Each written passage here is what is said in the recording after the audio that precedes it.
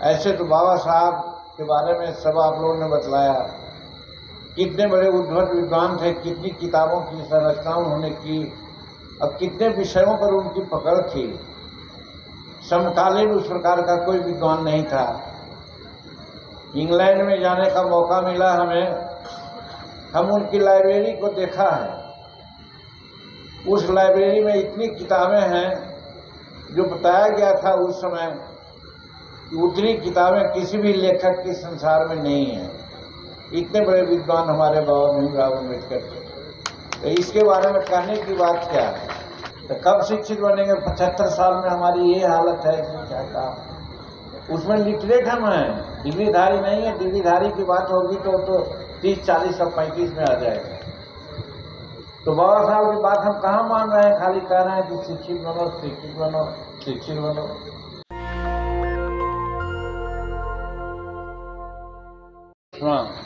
जयंती के अवसर पर उनको हम श्रद्धांजलि देते हैं और उनकी तरफ से हम आशा करते हैं और मांग करते हैं, हम आप लोग तरफ से और अपनी तरफ से, कि जिन विचारों को लेकर वो प्रसिद्ध हुए और गए, वो विचारों का हम अनुसरण करें। ऐसी शक्ति हमें बाबा दें। आज के दिन में हम उनसे यही मांग करता है। और आज हाई स्कूल खेल मैदान में जो आयोजन हो रहा है उसकी अध्यक्षता राजेंद्र यादव जी कर रहे हैं, माननीय। संचालन बहुत अच्छा से श्री रविंद्र गोप जी कर रहे हैं। और सौभाग्यवश पहली बार हमें मौका मिला डॉक्टर भीमराव अम्बेडकर जी से, जो उनके पुत्र हैं, सुनने का और बात करने का जसवंत राव अम्बेडकर जी के लिए। और बागी कुमार वर्मा जी माननीय विधायक आ गए, महानंदन बाबू माननीय विधायक पहले से हैं, और भिक्खू सुमित रत्न जी भी हैं, श्री ओपी मौर्य जी हैं, और उसके अलावा सम्मानित मंच, और सबसे ज़्यादा इस कड़ी दोपहरिया में घंटों से हम लोग की बात सुनने के लिए आए हुए हमारे सभी नौजवान भाइयों, बुजुर्गों, माताओं, बहनों, और हम लोग की बात को संकलित करने के लिए मीडिया के साथी, चाहे प्रिंट मीडिया हो, इलेक्ट्रॉनिक मीडिया हो या छायाकार बंधु हों, सबको बहुत बहुत शुभकामना, बहुत बहुत बधाई। लगातार 2 घंटा बैठने के बाद हम लोग ऐसे आदमी को, थोड़ा मानसिक प्रताड़ना होती है, शारीरिक प्रताड़ना तो होती ही है।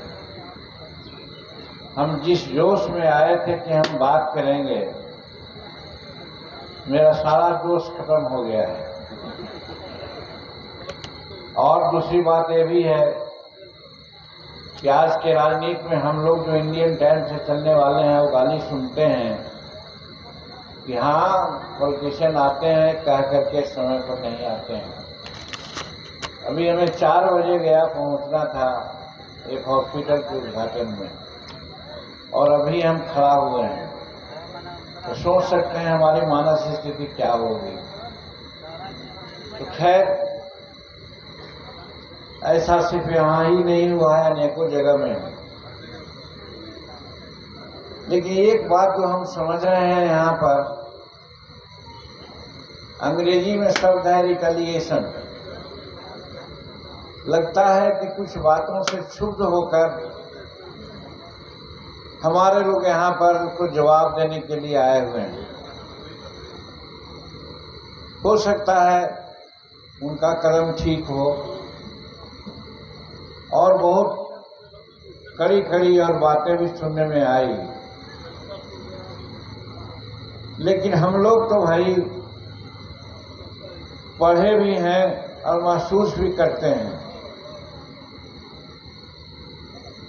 जब स्वतंत्रता की लड़ाई या उसके पहले की बात मुगल साम्राज्य को आने जाने की बात हुई थी, तो सब लोग राणा प्रताप का नाम लेते हैं, लेकिन जीतन मांझी एक बुद्धि वाला आदमी है। वो सदा यही कहता है कि शिवाजी उसके लिए उसको 2 step forward and 1 step backward कर करके उन्होंने मुगल साम्राज्य को नाश करने का रास्ता प्रशस्त किया था।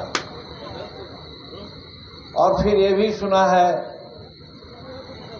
कि बुरा जो देखन जो चला, बुरा न देखे कोई, डोल ढिंढा अपना के मुँह से बुरा न कोई।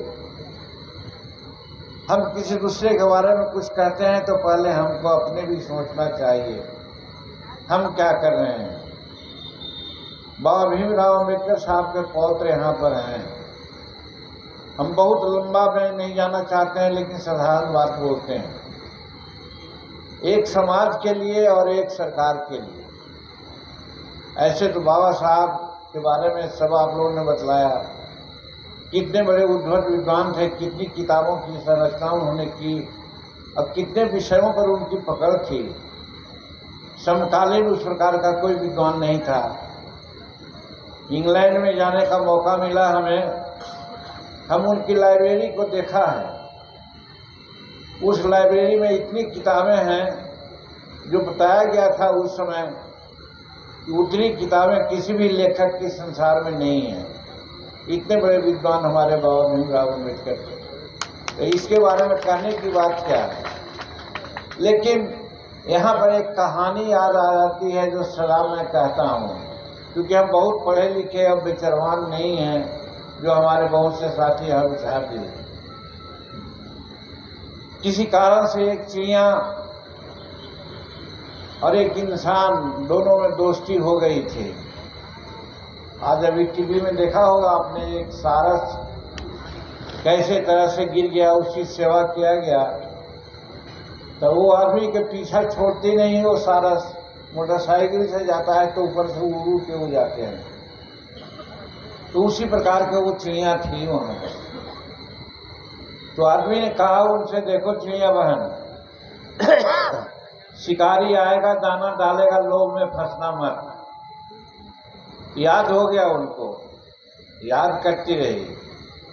कहीं चले गए भक्त लोग और सचमुच में तो शिकारी आ गया और विषाक्त बिछाया, दाना डाल दिया।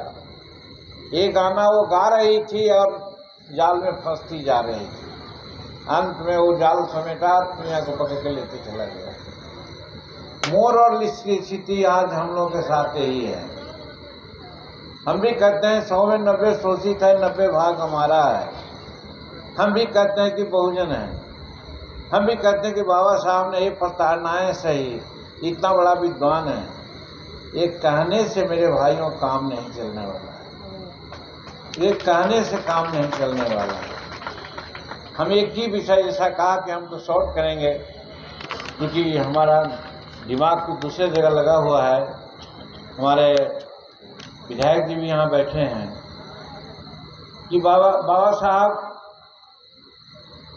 बाबा बुद्ध से शिक्षा लेकर के ही, जिसमें बाबा बुद्ध ने कहा था क्या, बुद्धम शरणम गच्छामि, उसके बाद और 2-3 बात है। तो बुद्धम शरणम गच्छामि क्या ही मतलब मेरा है, इसीलिए उसका नाम ले रहा हूँ। धम्मम और संगम तो ही है, मतलब कि शिक्षा ग्रहण करो, शिक्षा का शरण लो। अब उसी का आधार बाबा भीमराव अम्बेडकर ने बनाया कि शिक्षा सबके लिए बहुत आवश्यक है। लेकिन आज शिक्षा की क्या स्थिति है भाइयों? 73 साल स्वतंत्रता प्राप्ति की हो गई, ये गणतंत्र डिक्लेरेशन की हो गई, और 75 साल स्वतंत्रता प्राप्ति की हो गई। आज 80% के आसपास में लिटरेसी रेट है, साक्षर हैं। अगर वर्गीकृत करें तो शेड्यूल कास्ट दलित जिसको कहते हैं वो 30% है, और शेड्यूल कास्ट को वर्गीकृत करें तो भुइयां मुसर डोम मेहतर नट ये सब लोग हैं, उन लोगों का 7 या 8% है। तो बाबा साहब की बात मानी गई। जिस बाबा साहब के बारे में बड़ी तरह की बात हो जाती है, शिक्षित बनाओ शिक्षित बनाओ, तो कब शिक्षित बनेंगे? 75 साल में हमारी ये हालत है शिक्षा का। उसमें लिटरेट हम हैं, डिग्रीधारी नहीं है। डिग्रीधारी की बात होगी तो 30, 40 और 35 में आ जाएगा। तो बाबा साहब की बात हम कहाँ मान रहे हैं? खाली कह रहे हैं कि शिक्षित बनो शिक्षित बनो शिक्षित बनो। और सिर्फ बाबा ने शिक्षित बनो की बात नहीं कही थी, उन्होंने एक फार्मूला भी दिया था, कॉमन स्कूलिंग सिस्टम की बात कही थी।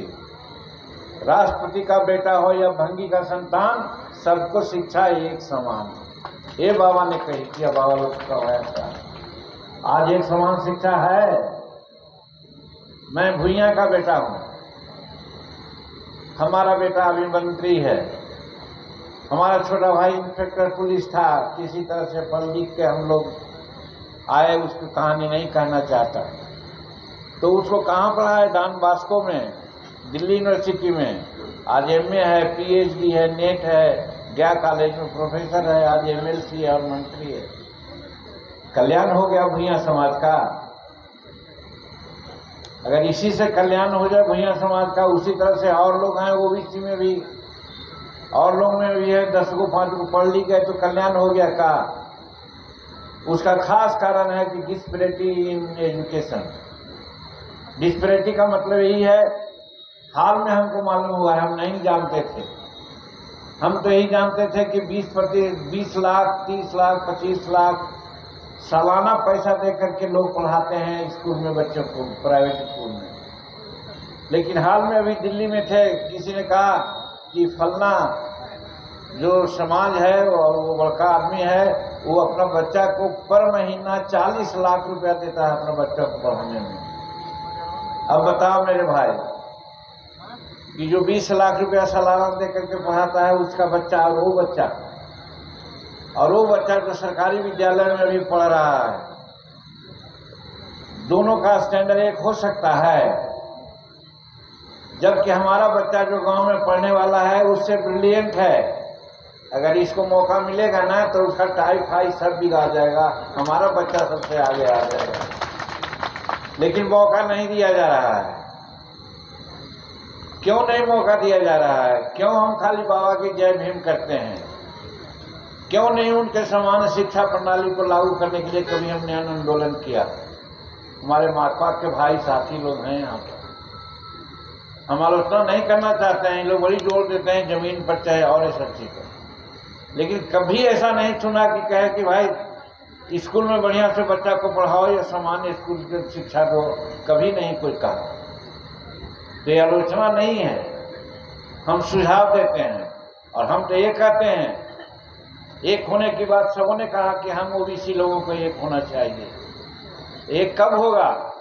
चुनाव आता है तो हम जाति में, धर्म में, पैसा में, शराब में, सब में बीत जाते हैं। और दूसरा लोग जो है, जो हम पर राज कर रहा है, वाल्मीकि नगर में मुख्यमंत्री पर हैसियत हम बोले थे कि ये लोग बाहरी आदमी है, हम लोग मूल निवासी हैं, हम लोग मूल निवासी पर वो राज कर रहा है।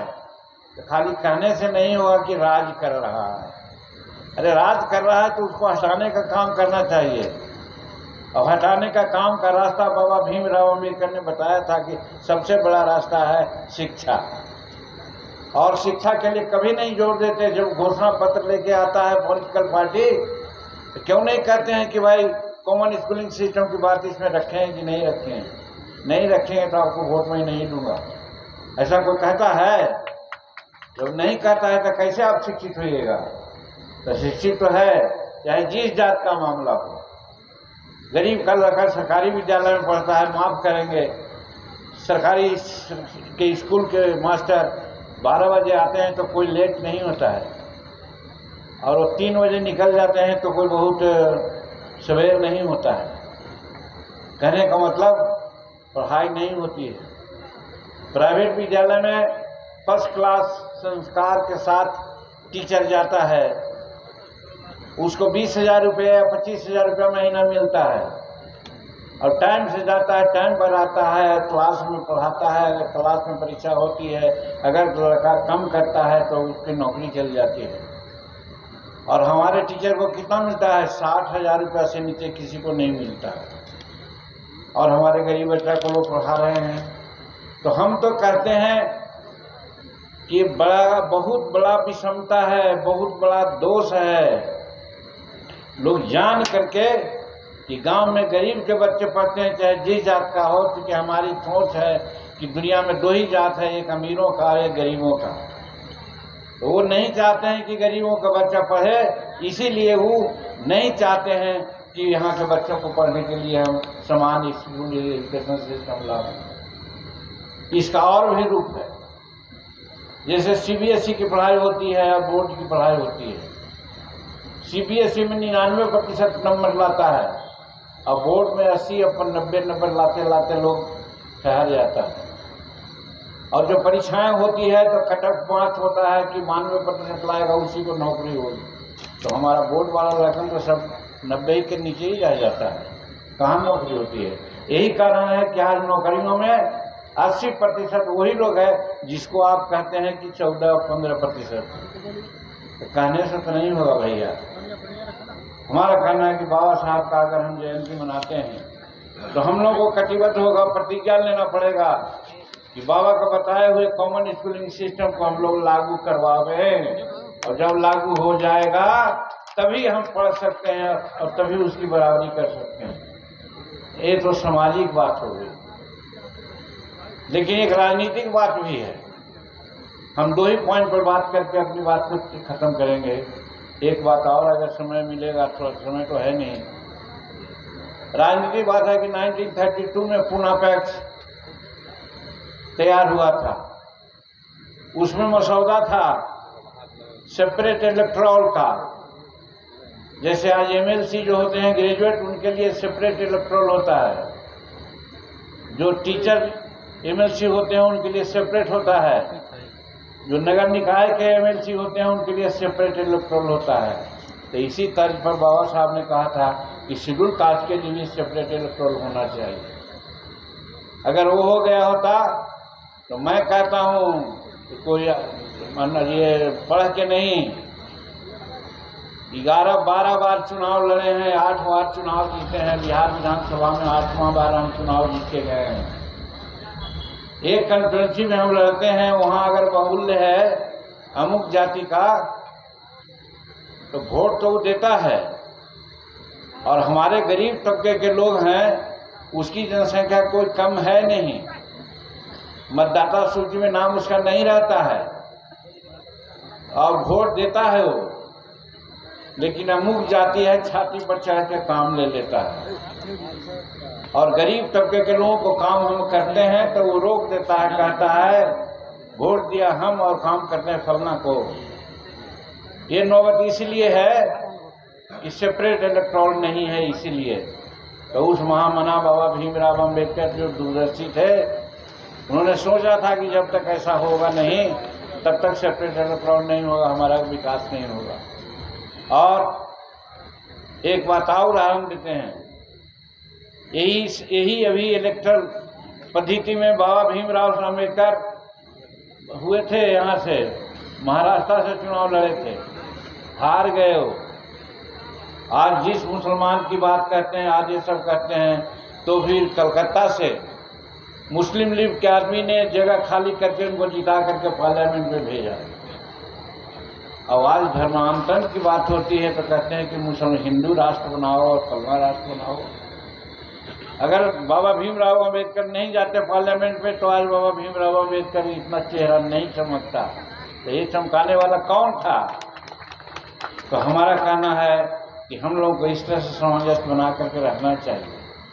और अंतिम बात जिसके लिए आप लोग बहुत ये हैं, हम पूछना चाहते हैं, वो चाहे धर्माचार्य हो चाहे कोई भी हो, कि बताओ तुम किसके औलाद हो और हम किसके औलाद हैं?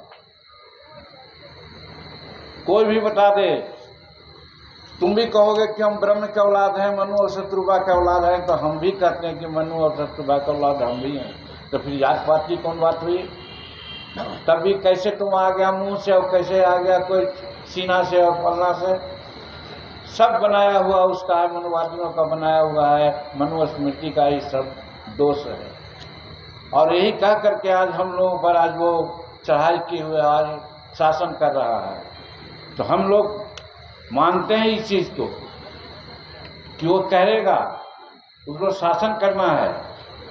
लेकिन यहाँ पर भी बाबा भीमराव अम्बेडकर साहब ने एक उदाहरण आपको दिया था, और वो दिया था 1956 में उन्होंने बुद्ध धर्म को अपनाया, जिसकी चर्चा हमारे भाई साहब लोगों ने किया कि जहाँ जाति व्यवस्था की कोई मामला नहीं है, कास्टलेस सोसाइटी बनाओ, और कास्टलेस सोसाइटी बनेगा तभी हिंदुस्तान की सार्वजनिकता ठीक रहेगी और हम लोग सब एक होंगे।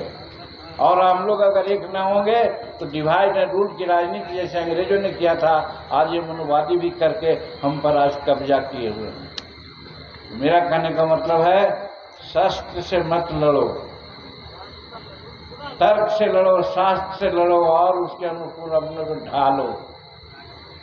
यदि उसके अनुसार अपने को ढालते हो तो अपने आप वो लोग तो ऐसा चलाक जाती है कि तुम्हारे पैर पर गिर जाएगा वो।